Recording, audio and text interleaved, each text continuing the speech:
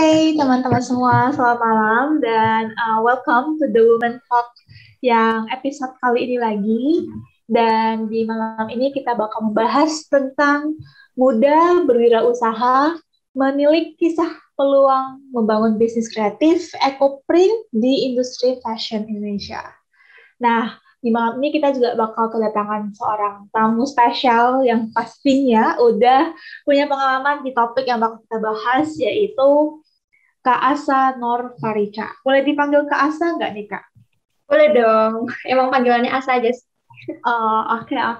Jadi dipanggil Kak Asa aja ya. Dan Kak Asa Ya. ini adalah seorang business owner dari Rupa Alam. Nah, boleh diceritain dikit nggak tuh, Kak, Rupa Alam ini sebenarnya bergerak di bidang mana gitu? Oh ya, halo teman-teman semuanya yang nonton mungkin ya. Jadi Rupa Alam ini bisnis fashion gitu, tapi lebih condong ke konsep sustainable dan eco-friendly gitu. Jadi karena produknya itu eco-print yang dibikin dari warna alam dan juga motifnya dari daun, jadi ya kayak gitu munculnya konsep-konsep fashion yang ramah lingkungan gitu. Sementara produknya masih kain-kain aja sih, tapi nanti insya Allah akan dilakukan pengembangan-pengembangan ke depan. Itu karya. Oke, menarik sekali ya. Soalnya kan biasa kalau ngomong-ngomong soal kain nih ya, kain pasti Hmm. gak jauh-jauh dari mungkin pewarna sintetis ataupun kulit gitu, yang memang Hmm. banyak sih yang kayak jarang banget kita dengar ada yang warnanya memang alami. Meskipun kita tahu itu sering dipakai, tapi mungkin kebanyakan di makanan kali ya, Kak ya. Hmm. Oke, nah sebelum kita membahas lebih lanjut, sebelumnya aku mau mengenal kakak lebih dalam nih. Boleh nggak tadi kan untuk ceritain uh, bisnis kakak ini bergerak di bidang mana? Tapi alasannya kenapa sih kakak mau membangun bisnis ini gitu? Em, jadi kayak ceritanya gitu ya. Sebenarnya aku tuh nggak sengaja nih kenal Ecoprint tuh nggak sengaja. Jadi waktu itu aku SMA kelas 12 awal gitu, eh, tahun 2018, aku datang ke Festival Payung Indonesia namanya di Borobudur. Nah, di situ ada salah satu acara namanya workshop Ecoprint. Apa nih Ecoprint? Dan itu pun yang ngajak aku untuk ikut tuh orang tua gitu kan. Kayak menarik deh, terus akhirnya ikutan. Oh, ternyata bikin motif di kain tapi pakai daun dipukul-pukul gitu. Jadi kayak masih yang basic banget gitu tekniknya. Terus dari situ kayak mikir, ini kayaknya di kota aku belum ada sih. Kota aku tuh namanya Kota Rembang, Rembang Jawa Tengah gitu kan. Kayaknya belum ada. Terus apa aku bikin aja ya mumpung belum ada di sini sambil ngenalin ke masyarakat sini. Apalagi di kota aku masih banyak nih tumbuhan dan potensinya tuh gede banget gitu kan. Tapi karena emang SMA tuh tahu sendiri lah ya Kak, kalau SMA kelas 12 tuh kayak gimana chaosnya persiapan kuliah, les, macam-macam. Akhirnya baru kesampaian waktu pandemi kemarin. Jadi pandemi kemarin bulan Maret, kayaknya bulan Maret 2020 itu kan pulang kampung karena emang kuliahnya online kan. Akhirnya di situ aku mau deh coba eksekusi gitu kan. Akhirnya trial and error, bikin-bikin terus eksplorasi itu sampai bulan apa ya, bulan April deh kayaknya. Terus akhirnya mulai produksi-produksi, wah jadi nih 20 kain yang bener-bener fix setelah melewati banyak tahapan ya, banyak kegagalan gitu. Terus kayak akhirnya tanggal 20 Agustus 2020 aku mulai launching dan sempet insecure juga, kayak overthinking gitu, ini ada yang beli nggak sih. Terus saya ya alhamdulillah selama setahun dikerjain sendirian, belum ada tim, udah terjual lebih dari 100 kain kayak gitu.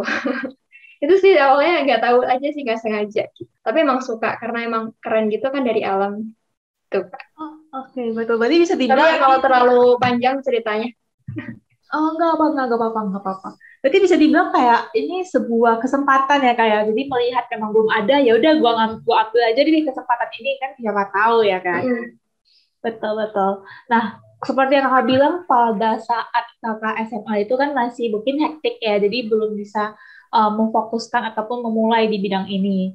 Nah, tapi ketika meskipun pandemi kemarin bisa dibilang punya banyak waktu luang pastinya ya, Kak, ya. Tapi kalau sambil kuliah kan pasti kelas online juga, terus mungkin tugasnya juga banyak, belum lagi Mm. kalau ujiannya juga online. Nah, itu kakak gimana tuh cara memanage waktunya?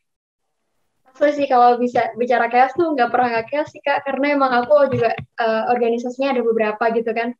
Terus ya udah kayak aku selalu ngeliat kalau ada waktu luang ya udah jangan sampai emang istirahat tuh perlu ya, tetap jangan lupa istirahat gitu. Tapi kalau ada waktu luang ya udah di gimana caranya alokasiin untuk ngelakuin sesuatu yang bisa dilakuin dulu. Biasanya aku kalau misal padat gitu bikin timeline bulanan. Jadi kira-kira tanggal segini ada apa nih, tanggal segini ada apa. Terus kalau mau lebih spesifik lagi, bikin to-do list harian. Jadi hari ini aku bakal ngerjain apa aja sih, terus yang paling penting mana dulu gitu. Terus kalau misal terlalu banyak nih, kira-kira mana sih yang bisa didelegasiin ke orang lain. Jadi jangan sampai kita ngerjain semuanya. Kayak misal di organisasi gitu ya. Misal aku dulu jadi kominfo di asrama ITB. Kalau misal ada jadwal posting tapi aku lagi ada apa ya udah kasih kasih ke teman yang lain, saling bantu gitu ya namanya tim ya. Terus begitu juga dengan EcoPrint. Kalau misal aku pernah nih ini kejadian nyata ya, kayak lagi UAS, lagi bikin portfolio gitu kan chaos banget. Tapi sementara di sisi lain ada pesanan seragam dan yang minta tanggal yang deadline-nya tuh sama dengan tanggal tugas aku, deadline tugas aku. Akhirnya ya udah aku minta bantu orang rumah gitu. Intinya gimana caranya kita ngelihat apa ya, apa yang bisa membantu kita untuk lebih efektif gitu. Gitu sih Kak. Dan manajemen yang aku iniin tuh mungkin nggak cuma manajemen waktu tapi juga energi. Jadi kalau misal emang lagi gak mood banget ataupun kiranya kalau dibuat kerja tuh nanti gak efektif, ya udah oke, aku tidur dulu deh 1-2 jam. Kalau emang bener-bener nanti udah fit lagi, ya udah dipakai untuk ini. Kalau enggak bisa juga misal cari tahu kamu jam produktifnya jam berapa gitu. Misal aku biasanya jam-jam bangun tidur tuh kayak jam 3 sampai subuh itu enak banget tuh buat mikir ya. Jam-jam segitu buat brainstorming dan lain sebagainya. Ya kayak gitu sih Kak Dea, kurang lebih. Oke, oke. Berarti aku juga kayak gitu sih sejujurnya ya. Kayak ya aku nge-list down everything meskipun kalau orang mungkin mikir kayak ngapain sih di list down, kan kalau saat kamu list down itu kamu kan makan waktu ya. Iya, Bisa iya, iya. dibilang ya kan. Tapi ternyata itu membantu sekali kita untuk pilih-pilih tugas mana yang bisa dikerjain duluan, mana yang bisa kita suruh orang, minta bantuan orang gitu. Dan itu sangat membantu memang. Soalnya kalau nggak di list tuh suka kayak bingung gitu, kayak kemana-mana pikirannya gitu kan. Iya, betul, betul, betul. Kadang juga mungkin ini kali ya, sampai keteter ya, Iya, iya benar. lewat deadline-nya. Ya, kan lagi zaman-zaman juga burnout, jadi kayak Iya, bisa dibilang itu salah satu trik ya, Kak, untuk iya, iya. jaga mental juga dan energi kita. Oke, moving back ke membahas soal bisnisnya kakak, produk kakak, habis itu nama bisnis kakak ini kan rupa alam nih. Nah, ada nggak filosofis di mana kenapa sih kakak namain nama bisnis kakak sebagai rupa alam gitu? Dari namanya mungkin udah kelihatan lah ya. Dia bahannya alam kayak gitu-gitu. Tapi sebenarnya kemarin waktu cari nama tuh bingung. Apa ya kira-kira nama buat brand yang dia mudah diingat, terus apa ya, belum ada. Jadi kayak kalau misal aku udah kepikiran nama jejak daun, waktu itu kan kepikiran jejak daun, terus kayak cari di Instagram, oh udah ada nih jejak daun gitu, terus kayak ya udah cari apa akhirnya ketemu rupa alam. Tapi itu juga rupa tuh kayak gimana ya, alam tuh diciptakan bukan tanpa alasan gitu kan Kak, kayak apapun yang ada di sekitar kita tuh punya keindahannya masing-masing. Bahkan setiap daun di satu jenis pohon yang sama pun kayak mereka punya apa ya, motif yang apa ya, alur yang beda gitu, nggak ada yang benar-benar sama. Dan itu authenticity itu yang menurut aku sangat menarik sih. Jadi setiap detail dari apa ya, tanaman alam di sekitar kita tuh unik namanya. Makanya aku juga tertarik untuk menamainya rupa alam gitu. Oke, oke. Berarti menarik sekali ya. Berarti memang di sini sangat menonjolkan yang bisa dibilang dari background, background atau latar belakang dan produk yang kakak jual itu sangat tercerminkan di namanya ya kak ya. Ya, semoga sih ya. Iya betul. Oke, oke.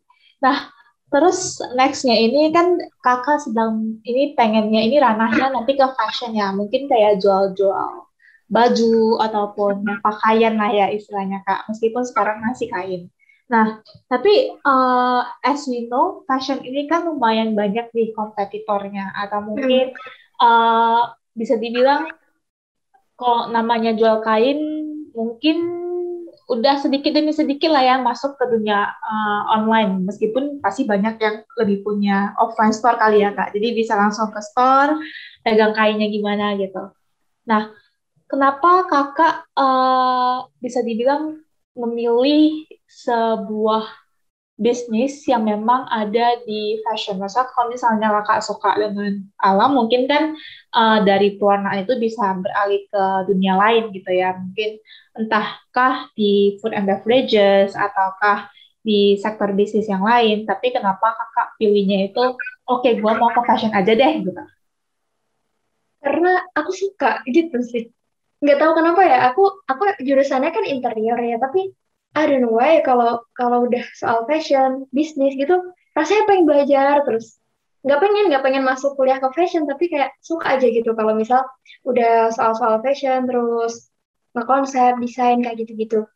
Terus kalau misal konsep bisnis yang slow ya, slow dan sustainable, itu sebenarnya aku pengen nekenin di sini. Kayak aku tuh nggak pengen nge-overclaim, oh ini loh bisnis aku tuh sustainable loh, bisnis aku eco-friendly loh sebagai embel-embel marketing. Aku nggak pengen kayak gitu, kayak menjadikan itu sebagai gimmick untuk menarik orang-orang untuk mungkin beli ataupun nge-attract mereka. Tapi lebih ke, oh oke, Indonesia tuh kayak banget loh pewarna alamnya, belum belum tentu di luar negeri sebanyak ini gitu. Apalagi floranya juga kaya banget gitu. Jadi lebih ke pemanfaatan potensi lokal gitu, potensi Indonesia. Dan juga aku pengennya kayak ke depannya nanti bisa memberdayakan masyarakat desa untuk produksi hal-hal ini. Jadi apa ya, dikatakan slow fashion bisa karena emang produksinya juga nggak pakai mesin kan, kah handmade gitu. Tapi yang namanya bisnis ya, kayak kita perlu untuk sustain di bisnisnya itu juga, kayak gimana caranya profit tuh bisa datang terus, dan akhirnya putar modal dan akhirnya pengembangan-pengembangan. Karena itu mungkin nanti ke depannya akan dibuat produk siap pakai, gimana ya istilahnya ya. Kalau bentar aku agak bingung. Kalau eco-print itu kan diproduksinya lama, slow fashion gitu ya. Dan harganya tuh belum tentu murah. Jadi untuk menjawab orang-orang, aduh aku pengen pakai eco-print tapi kok mahal ya gitu. Aduh kok harus beli kainnya dulu. Maka nanti insya Allah akan ada pengembangan yang kita tuh pakai kain-kain yang ramah lingkungan, misal seperti kain linen gitu, tapi yang polosan, nggak ada motif ecoprint, tapi kayak cuman dikasih patch-patch ecoprint ataupun desain-desain yang simple tapi lucu gitu, kayak misalnya kayak gitu. Jadi uh, slow fashionnya mungkin lebih ke gimana ya, nanti mungkin kalau ke depannya pengembangan seperti itu akhirnya jatuhnya nggak slow fashion sih, cuman kita nekenin ke pemanfaatan potensi itu tadi sama desain yang timeless. Nah sekarang kalau fast fashion itu kan misal desainnya terlalu mengikuti mode, akhirnya kan baju nggak apa ya, nggak lama gitu kan di kita, mudah ditinggalkan dan lain sebagainya. Nanti dengan pemilihan bahan yang bagus dan juga desain timeless tuh kayak potongan-potongan yang basic gitu, kayak misal outer, blouse yang simple-simple, itu insya Allah akan bisa lebih sustain gitu di lemari kita dan juga kualitas kainnya itu sendiri. Jadi sekali lagi aku nggak pengen kayak ngobrolin, oh ini sustainable nih, keren nih, yang lainnya nggak sustainable nih, kayak gitu. Jadi makanya sesuai tagline Rupa Alam itu sendiri kan kayak when pretty things start with simple things. Itu tuh sebenarnya simple things tuh kayak ya udah ini, bahkan daun di pinggir jalan yang awalnya kita cuma abaikan tuh sebenarnya bisa jadi cetakan motif yang keren gitu di baju. Jadi itu aja sih kayak yang mau ditekanin. Aduh, agak panjang ya. Oke, enggak. But bisa dibilang kayak meskipun bukan dibilang slow fashion ya, mungkin bisa dibilang kakak lebih mau coba membangun brand image kali ya kak ya. Biar dikenal dulu nih, terus ya mereka tahu dulu nih konsep gua kayak gini, dan barang aku strongnya di sini gitu.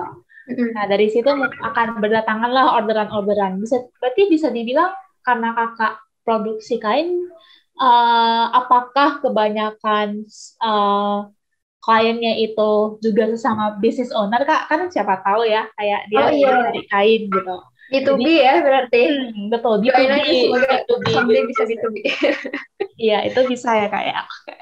Ya, amin, amin. Oke, dan untuk nextnya ini bahan-bahan yang kakak tadi sempat singgung dikit ya, bahan-bahan yang kakak pakai itu kan daun-daunan nih. Hmm? Tapi apa ada jenis bahan lain yang kakak pakai, dan sebenarnya boleh diceritain dikit gimana cara tekniknya ini mengolah si bahannya itu ini sehingga menjadi eco print ataupun ya cetakan lah di baju gitu. Ini bahan ya, untuk dari bahan dulu, selain daun tentunya ada banyak Kak. Jadi kayak misal, eh, gimana ya? Mungkin aku langsung cerita prosesnya aja. Jadi selama proses sambil sebutin bahan gitu ya. Jadi kayak pertama dari kain kosong gitu, kain putih itu dicuci dulu nih, dicuci, terus di mordan. Mordan tuh kayak masukin zat-zat seperti misal kayak tawas, tau nggak ya tawas? Tawas gitu ke kainnya supaya nanti dia bisa mengikat warna alamnya dengan lebih kuat dan apa ya gampang gitu. Udah di mordan pakai tawas, terus kita warnain tuh pakai pewarna alam. Nah, pewarna alam sendiri juga ada banyak. Kayak misal kita mau pakai apa nih? Mau pakai yang dari kayu, mau pakai yang dari daun, misal daun ketapang ataupun daun mangga, daun jambu. Terus kalau enggak mau pakai tanin itu juga bisa. Nah, mungkin ini aku jelasin yang teknik teknik dua kain ya. Jadi misal kain yang satu ini diwarnain warna pink nih, kayu secang nih, kayu secang warna pink atau merah. Terus tapi yang kain satu ini dicelup ke zat namanya zat tunjung. Tunjung tuh kayak karat gitu loh Kak, zat karat gitu namanya. Ada sih bubuk-bubuknya di online shop banyak. Terus, nah kain yang mau diwarnain tadi itu dikasih daun nih. Nah, daun-daun itu sendiri ada daun yang ngandung tanin, ada daun yang ngandung pigmen warna, ada juga daun yang emang kering biasa gitu ya.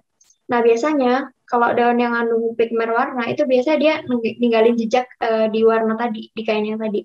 Udah nih dikasih daun di sini, ditutup pakai kain yang ada karatnya. Plek, kan udah. Nah, otomatis ini kan udah nih, terus digulung dulu, digulung yang rapat gitu terus ditali. Akhirnya kita steam selama 2 jam. Nah, waktu dibuka, akhirnya kain yang kena zat tunjung tadi itu akan gelap warnanya. Nah, kan daun sebagai penghalang. Nah, itulah namanya, makanya disebut kayak ecoprint. Jadi, yang nggak kena tunjung tadi, tercetaklah daun itu gitu. Kurang lebih kayak gitu sih, Kak. Tapi kalau teknik tuh ada beberapa, misalnya yang paling sederhana ya, daunnya dipukul-pukulin pakai palu gitu, kayak pounding namanya. Oke oke, ini cukup menarik ya kayak karena ya pastinya pasti banyak ini ya banyak technical ataupun gadget yang dipakai ya bisa dibilang karena pasti nggak bisa langsung kayak ya udah gue mau buat terus gue kayak ambil kain terus ambil daun gue tempelin gitu ya nggak Nggak jadi bisa. gitu ya. Iya, banyak gagalnya sih sebenarnya. Oke, oke ya. Pastinya ada beberapa zat yang dipakai dan biar bisa melekat juga.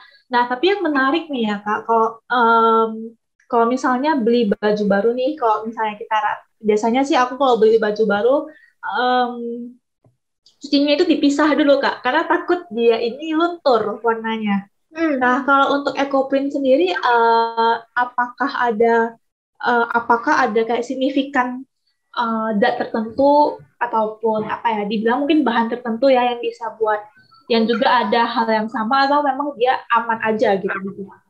Tentunya beda Kak, beda banget. Jadi agak-agak tricky sih untuk apa perawatannya karena emang warna alam itu ya gitu dia mudah pudar gitu. Tapi emang untuk ngerawatnya ada biasanya kayak misal di batik tulis tuh biasanya pakai sabun namanya sabun lerak. Lerak tuh sabun alami gitu, itu biasanya dipakai. Nah, tapi kalau untuk teman-teman yang mungkin nggak punya sabun lerak, bisa juga pakai shampoo tuh. Jadi pokoknya jangan sampai pakai deterjen yang misal kayak aku sebut merek boleh gak sih kayak ya kayak Rinso dan lain-lain itu jangan nanti akan lebih mudah luntur. Bahkan aku punya ya kain batik yang pakai pewarna sintetis aja itu masih gampang luntur gitu kan, apalagi warna alam yang eh, kayak harus hati-hati banget untuk merawatnya. Itu sih pakai sabun warna alami, jangan pakai mesin cuci, dicuci pakai di ini pakai tangan aja, terus ngejeburnya jangan langsung di bawah terik matahari, diangin-anginin gitu. Kalau nyetrika juga jangan panas-panas ya, gitu. Oke oke meskipun bisa dibilang ini cara perawatannya agak berbeda ya tapi at the same time ketika kita pakai itu otomatis kita contribute something to the environment juga ya kak ya jadi ya gue pakai ini memang ya dari bahan alami dan enggak bisa bilang enggak merusak lingkungan ya kak ya. Ya, Oke oke. Nah tadi balik lagi nih ke proses bisnis kakak. Tadi mulainya di masa pandemi. Nah, kira-kira kan biasa kalau pandemi nih ya, pandemi untuk bisnis-bisnis yang udah dijalankan sebelum pandemi, pastinya mereka ada saat di mana ya sepi nih, karena mungkin eh, apa ya kayak ya kebutuhan orang tidak terfokuskan ke fashion. oh iya iya. Mereka lebih fokus ke hal-hal kesehatan, masker, sanitizer, dan lain sebagainya. Jadi pasti ada ya bisnis, beberapa sektor bisnis lah yang agak menurun. Nah, kalau kakak sendiri gimana tuh? Menghadapi hal tersebut ya, atau yang dialami. Apanya kak? Sorry. Tadi kan ngebahas pas pandemi gitu. Yang aku alami pas pandemi atau gimana caranya menghadapi yang kebutuhan yang berubah itu tadi. Oke, boleh. Keduanya boleh kak. Oke. Tadi agak ngalamin juga. Yang dialami pas pandemi mungkin ini sih ya. Karena emang aku awalnya pas pandemi, terus masih online-online juga. Sebenarnya media tuh ngebantu banget gitu Kak. Karena gimana ya bikin konten, terus kita branding habis-habisan di Instagram, terus kayak kita cari market yang kiranya dia butuh gitu, kiranya dia mau. Nah itu cukup membantu tanpa kita harus pergi kemana-mana, tanpa kita harus ikut pameran dan lain sebagainya. Tapi kalau misal mengatasi yang tadi kayak emang bener sih kayak kebutuhan orang tuh yang awalnya apa ya mementingkan ya udah appearance dan lain sebagainya sama pandemi bla bla bla. Tapi tiba-tiba oh aku beli masker dulu deh, jangan ini dulu alokasiinnya. Tapi aku melihat tuh ada nih kalangan-kalangan tertentu yang dia oke-oke aja gitu. Dia pandemi tapi malah shopping dan lain sebagainya. Nah, mungkin kita bisa sebagai business owner gitu kita menyasar market yang lebih seperti itu gitu karena however gimana ya ekonomi itu emang gimana ya tinggi rendah gitu loh ada yang pas pandemi itu emang anjlok ya udah kita jangan jangan target mereka dulu gitu kita target yang orang-orang yang masih butuh untuk shopping pas pandemi gitu karena buktinya aja masih ada yang beli-beli kain, misal aku lihat di bisnis lain ya, kain harga 3 juta itu masih ada juga yang beli, kain harga 1 juta, 2 juta itu masih ada yang beli, jadi kayak nggak semuanya, jadi pintar-pintarnya kita untuk cari market yang seperti itu. Aku masih belajar juga sih Kak, sebenarnya kayak ngomong kayak gini tuh, aduh Ya, masih iya. belajar juga kok. Oke. Iya, pasti ya kalau ngomong soal bisnis kayak nggak ada habisnya kayak kan Iya, benar. kalau ngomong soal bisnis ya kita mempelajari apa yang lagi tren sekarang gitu ya. Gimana Hmm. cara apa ya istilahnya gimana cara mungkin behavior consumer gimana pasti berubah kan ya berdasarkan ya tren dan aspek lainnya. Jadi ya nggak apa-apa, at least ya di sini kita bisa sharing dan bener sih kalau memang targetnya pinter-pinter cari target market yang sebenarnya itu susah-susah gampang gak sih Kak? Iya, tricky banget. Ya agak susah gampang. Nah, kalau untuk kedepannya nih, strategi yang menurut kakak paling efektif atau yang selama pengalaman kakak yang benar-benar efektif nih untuk digunakan sebagai pemasaran ya di tengah pandemi itu gimana Kak? Sebenarnya aku kan baru setahun nih, jadi kayak selama ini marketingnya ya udah lewat Instagram, lewat sosial media itu aja, belum yang kayak aku endorse ataupun sebenarnya. Tapi kalau ke depannya pengennya ya Kak, kita coba pengen ikut misal pameran gitu ya. Pameran itu kan bisa ya, karena orang yang datang ke pameran berarti mereka yang punya ketertarikan, jadi udah otomatis ke filter gitu ya. Kalau nggak fashion show, semoga someday bisa lah ya. Terus kalau endorse tuh aku nggak terlalu target aja sih mungkin 1-2 kali aja pengennya kan tapi aku pengen lebih tertarik tuh ke kolaborasi ya dengan orang yang memiliki apa ya image yang sama dengan brand image aku kayak misal gini misal aku punya produk apa ya produk buku nih ya punya produk buku ya udah kita kolaborasi dengan orang yang dikenal sebagai influencer yang suka cerita tentang buku nih, sukain. Jadi kayak lebih ke project kolaborasi gitu. Terus yang udah dilakuin selama ini tuh mungkin sempat 1-2 kali kolaborasi dengan brand lain ya. Jadi kayak kita bikin video, kita live bareng gitu. Akhirnya niche yang mereka punya bisa juga lihat Instagram aku. Mungkin lebih ke hal-hal seperti itu. Kalau misal apa lagi ya? Misal nanti ada pengembangan nih baju ya, baju siap pakai ya untuk baju siap pakainya aku nggak pengen yang kayak tiba-tiba oh aku jual ini tapi kayak apa ya setiap seri tertentu model baju tertentu itu ada cerita di baliknya ada konsep di baliknya terus nanti ada satu figur yang jadi model dan menggambarkan cerita di balik baju itu jadi kayak pengen lebih pelan-pelan aja tapi kayak keinget gitu, mudah keinget. Aku pengennya diinget dulu sih, makanya kayak aku mulai sejak kuliah pun kayak ya udahlah, ini branding tuh sebagai investasi dulu gitu, biar dikenal dulu lah istilahnya, gitu sih Kak.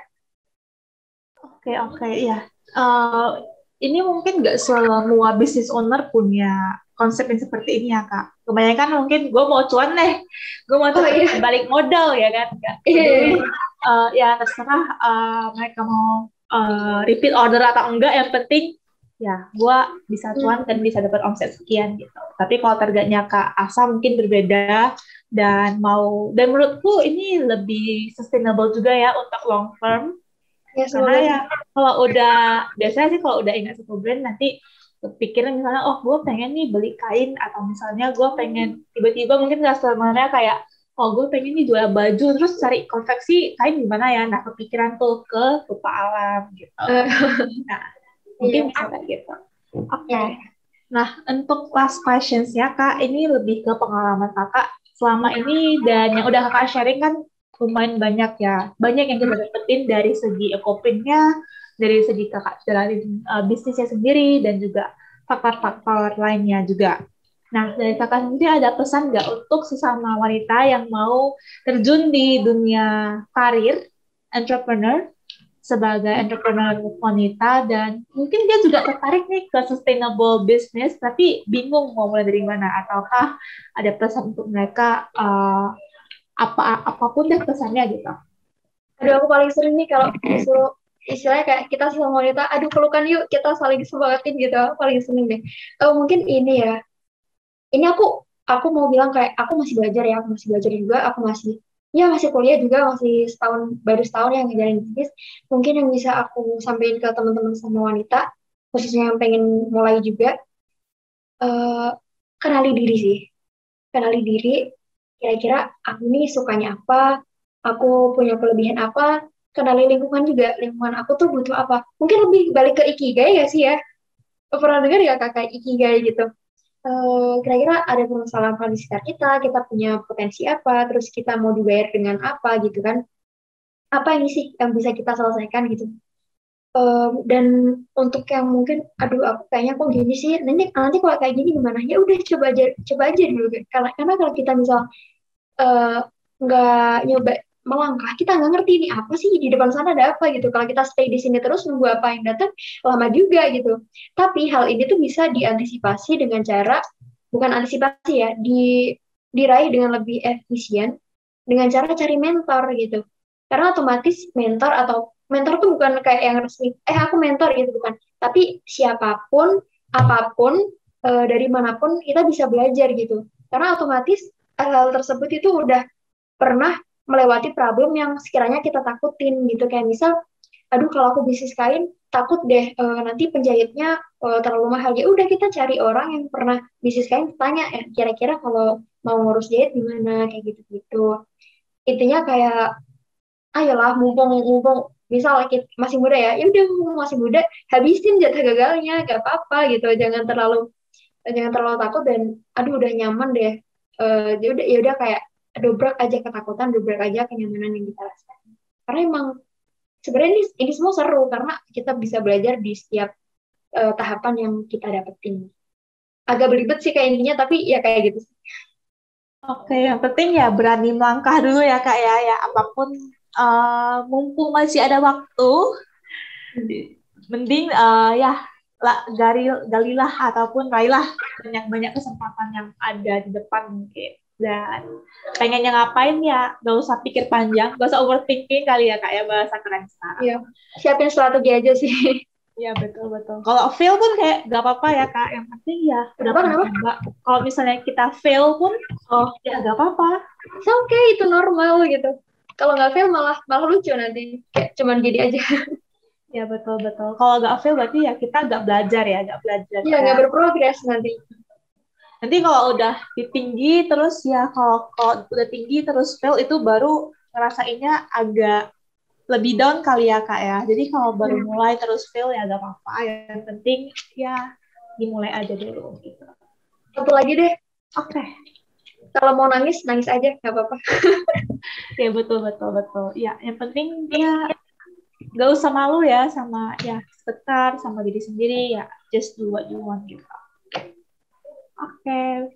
Nah, untuk malam ini mungkin sekian dulu dari The Women Talk kali ini. Terima kasih ke Asa atas waktunya. Dan ya kalau misalnya ada yang mau nanya-nanya lagi, boleh kontak kemana nih, Kak? Boleh sih ke Instagram kali ya, karena aku aktif di Instagram di @sainf_. Oke, nah boleh tanya-tanya ke Kak Asa atau mungkin kalian sendiri lagi nyari kain, boleh langsung kontak Kak Asa juga tanya-tanya soal ekoprintnya. Itu bisa jadi strong point juga ya Kak ya, kalau misalnya mau bisnis kain terus yang tinggal apa memang ini dari alam nih pewarnaannya. Jadi ya itu bisa jadi MVP-nya juga gitu. Oke, sekian dari The Woman malam ini. Terima kasih Kak Asa, and we will see you in the next episode. Terima kasih atas kesempatannya.